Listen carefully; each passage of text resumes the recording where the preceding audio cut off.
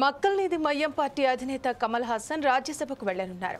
2024 లోక్సభ ఎన్నికల సమయంలో డీఎంకేతో కుదిరిన ఒప్పందం ప్రకారం ఎంఎన్ఎంకు ఎగువ సభ స్థానం కేటాయించారు. ఈ విషయాన్ని డీఎంకే, ఎంఎన్ఎం ఖరారు చేశాయి. 8 రాజ్యసభ స్థానాలకు జూన్ 19వ తేదీన ఎన్నికలు జరగనున్నాయి.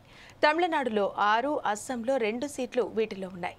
తమిళనాడుకు చెందిన అన్బుమణి రామదాస్, ఎం షణ్ముగం, ఎన్ చంద్రశేఖరన్, ఎం మహమ్మద్ అబ్దుల్లా, పి విల్సన్, వైగో ఎగువ సభ పదవీ కాలం జూలై 25తో ముగిసింది.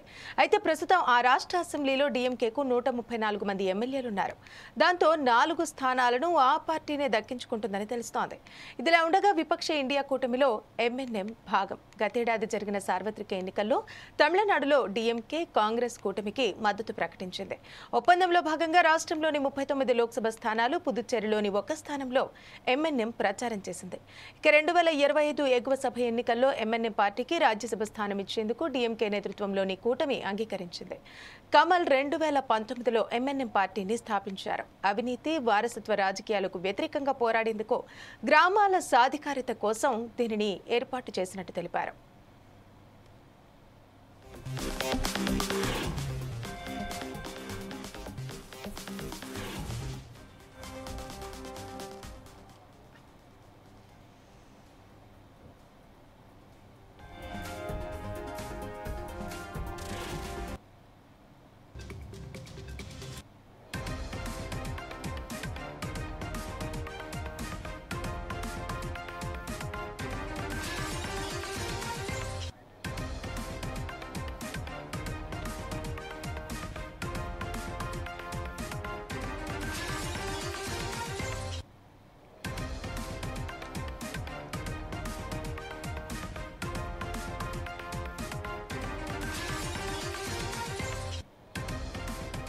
మక్కల్నిధి మయ్యం పార్టీ అధినేత కమల్ హాసన్ రాజ్యసభకు వెళ్లనున్నారు.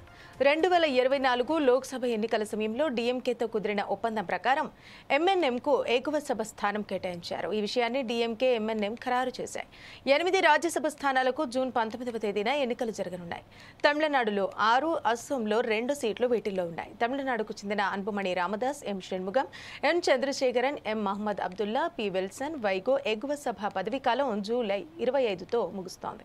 ఇక ప్రస్తుతం ఆ రాష్ట్ర అసెంబ్లీలో డీఎంకేకు 134 మంది ఎమ్మెల్యేలున్నారు. దాంతో 4 స్థానాలను ఆ పార్టీనే దక్కించుకుంటుందని తెలుస్తోంది.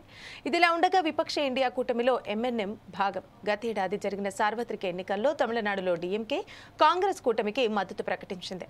ఇక ఒప్పందంలో భాగంగా రాష్ట్రంలోని 39 లోక్సభ స్థానాలు, పుదుచ్చేరిలోని 1 స్థానంలో ఎంఎన్ఎం ప్రచారం చేసింది.